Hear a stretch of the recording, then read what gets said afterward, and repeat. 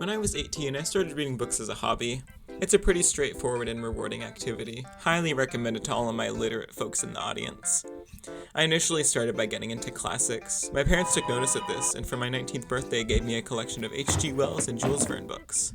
When I started reading books again, I hadn't even thought of getting into old science fiction, but I was immediately excited to when this opportunity arose. The first book in the collection was The Time Machine and Other Stories, which I didn't read for about a year. Instead, I started with The Island of Dr. Moreau, a novel about a man who is stranded at sea and washes up onto an island owned by a scientist, who tries to condition animals to act like humans by unethical means and to varying success. In the novel, we follow the protagonist as he explores the island, uncovering this secret. Although the concept of The Island of Dr. Moreau is a little more niche than Wells' other works, it's a pretty good read. It's paced pretty well with some action here and there, the setting is ominous and mysterious, and the protagonist's confusion of what's going on and whether or not he can trust Moreau and Montgomery adds another layer of depth to the story that I really like. I figured this was a strong start to my journey through the work of H.G. Wells, and I was excited to see what else awaited me in the rest of the collection. A month or so later, I read The Invisible Man, mere months after I had read Invisible Man by Ralph Ellison. I like the idea that someone could confuse the two and read the latter by accident for school or a book club or something. I figured The Invisible Man would be a more exciting story than The Island of Dr. Moreau, because invisibility sounds like a cooler concept for a story than animal cruelty. You'd think so, wouldn't ya? It wasn't what I was initially expecting, but I liked it. Especially the idea that invisibility would be more of a curse than a superpower, and that it could take a serious toll on someone's mental health. I like how it executes the concept and implications of invisibility in a grounded way, but its groundedness lends itself to a kind of boring setting and flat characters. It just takes place in some town in England, and the only semi-interesting character is the Invisible Man himself, whose misanthropy grows when he becomes invisible. It's interesting to hear things from the angry point of view of the Invisible Man. Like, if you asked him what he did today, he wouldn't go, "Well, I woke up, had coffee and breakfast, went to work, then I went to the store to buy some milk, and I came home and watched TV." No, he'd be like, "I unwillingly woke up to my squalid quarters because I had to work today. I took a wretched meal with a bitter cup of cheap coffee. I went to the accursed place in which I am employed and wasted 8 hours of my life. Then I had to get to the grocer among the unwashed and ignorant citizens of this filthy city to waste my money on milk. Then returned to my horrid apartment without any energy to spare, so I threw away the rest of my time in front of the awful television." I feel like the only problem with H.G. Wells that became more clear to me reading The Invisible Man is that his writing, except the dialogue for more interesting characters, can be a little flat, and it makes it hard to get through sometimes. I found myself getting pretty bored and constantly putting this book down at the slightest distraction. I found other reviews of the book online that say the same thing, so I'm not alone in this. I still totally recommend it, it's really good. I didn't really know when I'd end up reading The Time Machine, because it was the first book in the collection, but I had skipped it for some reason and just started through the remainder of the collection in its order. But then I watched the final season of Better Call Saul, where the Time Machine makes a few cameos throughout the season, and is the central theme of one episode where Walter says my Discord username. Look, time travel, the kind of time travel that you're thinking of, is a scientific impossibility. It would violate the second law of thermodynamics. He knows my name! He knows my name! This prompted me to read it, to see if any other references to it in the show got past me. I didn't find anything else from Better Call Saul in The Time Machine, but overall I thought it was pretty good. It was the shortest thing I had read by H.G. Wells at that point, so I got through it relatively quickly. I feel like its length helped its pacing a lot. I can really appreciate how the rich evolve into helpless childlike creatures after thousands of years of living off the work of others, and how the working class evolves into night-stalking predators who live underground and hunt the rich. Pretty based, Herbert George, I like it. I wish there was a greater sense of adventure, but I feel like the running theme of H.G. Wells is the disappointing reality of cool-sounding concepts. The time traveler goes to the future utterly unprepared, taking only the clothes on his back and some matches. His time machine is stolen, and he only narrowly recovers it and escapes by the skin of his teeth. I also like the mysterious ending, when he uses the time machine and never returns, leaving us to wonder if he found somewhere, somewhen, to stay in, or if he just didn't survive his final trip. But it wasn't called The Time Machine and Other Stories for nothing, because some of these stories fucking slap. They're unburdened by pacing issues and any need for dynamic characters because of their length. They're so perfectly insane and weird, and I love them so much. The first one I really liked was The Empire of the Ants, a story about a bunch of giant, dangerous ants that take over and destroy a town along the Amazon River. We follow the crew of a gunboat on their way to the affected village. On the way, they encounter another boat filled with ants where one of their crew dies brutally. They make it to the village and are utterly helpless to do anything about the ants. They leave in hopes of warning everyone about the strength of the ants and their potential to multiply and spread. This may be my favorite H.G. Wells story. When I was a kid, I would always accidentally step in ant hills and ant beds and get bitten all over. It also reminds me of that scene from Kingdom of the Crystal Skull, with the giant ants that eat that one Russian guy. A scene I thought was funny as a kid because it was a vast exaggeration of my situation. So I think I would have liked The Empire of the Ants as a kid for the same reason, and I kinda wish I had read it. There are also 2 stories about people getting killed with industrial equipment that I don't really have anything to say about, except one of them is pretty racist, but they're there and they're pretty brutal. The Country of the Blind is another favorite of mine. In this one, a man gets trapped in a village that's geographically cut off from the outside world, where everyone is gay. They're blind. He assumes because of his sight that the villagers will be amazed by him, and that he will be their king, repeating, "In the country of the blind, the one-eyed man is king," to himself throughout the story. Instead, they think he's insane, and he becomes the village idiot instead. I like to read this as a story about the perceived superiority that ableist people think they have over people with disabilities, and what it's like to live in a world that doesn't accommodate you. It makes it really rewarding to see the protagonist utterly fail under this context, and have the social tables turned on him, making him disabled because of the way a society is structured. This is a very close second to The Empire of the Ants for me. I found it really engaging and thought-provoking. I ended up thinking about it a lot after I read it. The Sea Raiders is the only other story from the collection that I really liked.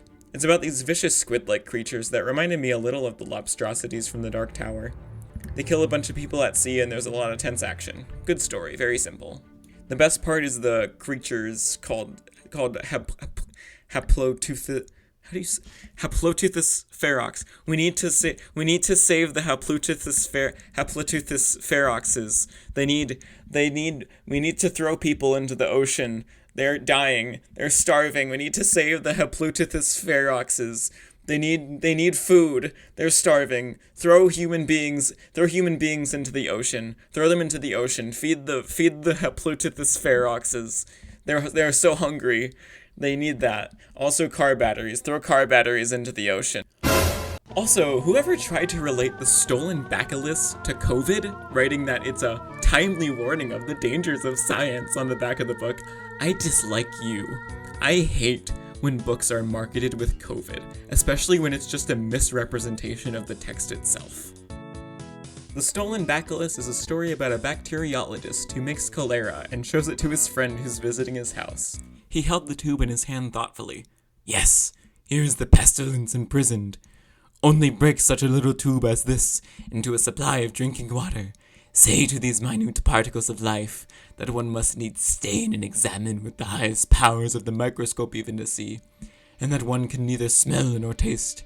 Say to them, go forth, increase and multiply, and replenish the cisterns, and death, mysterious, untraceable death, swift and terrible death, full of pain and indignity, would be released upon the city, and go hither and thither seeking its victims. Here he would take the husband from the wife, here the child from its mother, here the statesman from his duty, and here the toiler from his trouble.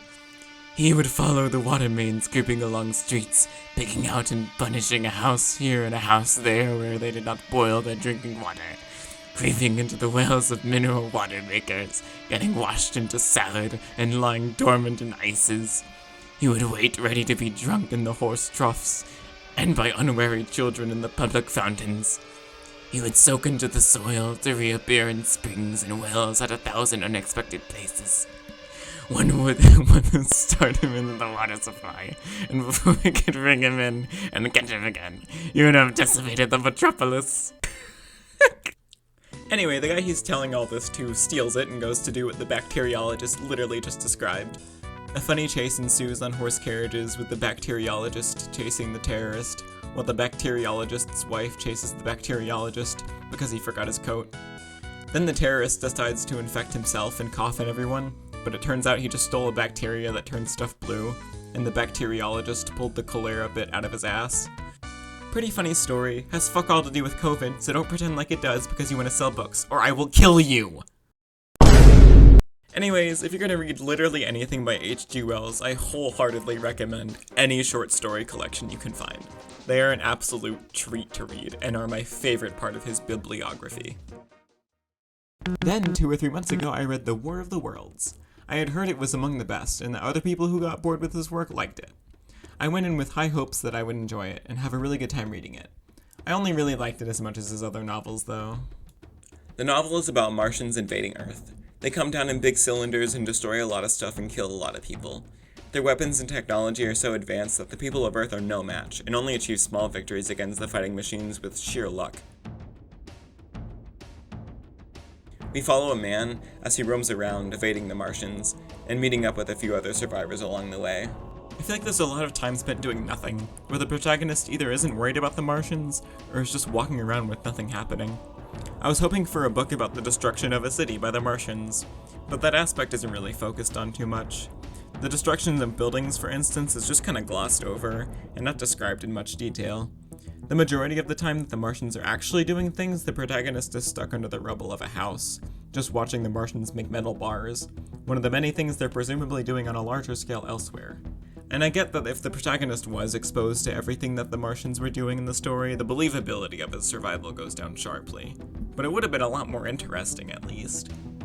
I did like the ending, though. I actually laughed aloud at the fact that the Martians just die from exposure to Earth's bacteria. I thought that was really clever. There's a Stephen King book that uses a similar ending to The War of the Worlds. I won't say which book it is, though, because I'm already spoiling all the best H.G. Wells stories in this video.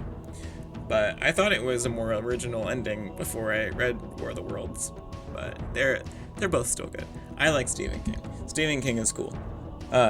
Smash that like button for Stephen King videos. I'll make 10 Stephen King. I'll make 500 Stephen King videos. I will make a video essay about Stephen King, about how cool I just think he is. Not even his writing, just him as a person. I didn't read The First Man in the Moon. I have it. I have a copy of it. I just didn't read it before I made this video. So I'm not gonna talk about it. So if you were desperately waiting for me to talk about The First Man in the Moon by H.G. Wells, I'm really sorry. Maybe I'll read it now. I'll read it now, and I'll make a separate video. Just for The First Man in the Moon. I'm sorry. What's strange about my enjoyment of H.G. Wells is that I don't always immediately enjoy a story by him when I read it. If I don't like it when I first read it, I'll find myself thinking about the events and themes of the story afterwards, reflecting on the text. In this reflection, I often find a new appreciation for the story. I think what makes H.G. Wells not immediately enjoyable to me, and more so something I enjoy after I digest it, is the writing style. It's not bad, it's just kind of plain sometimes. Some of the dialogue, especially from particularly wild characters, is entertaining to read, but I feel like it can really drag in some places, making the slow parts of the story kinda hard to get through. Overall, I have to say that I'm glad that I read H.G. Wells, and I think there's lots of value in his work. The exploration of concepts in his stories and the social and political statements he makes are pretty great. I really recommend his work to any reader who's even slightly interested. Just go in with a little patience. Anyways, that's all I wanted to say about H.G. Wells. I think his work is pretty good and you should read them if you like books. Thank you to anyone who watched this for watching this. I wanted to post a book video first, but the Tomb Raider project was a lot easier to work on and get done, and I really just wanted to get something up on the channel. I want to talk about books primarily on this channel, because I like them more than video games, but I'll probably talk about other stuff too. Tune in next time when I talk about something else I like. Bye bye!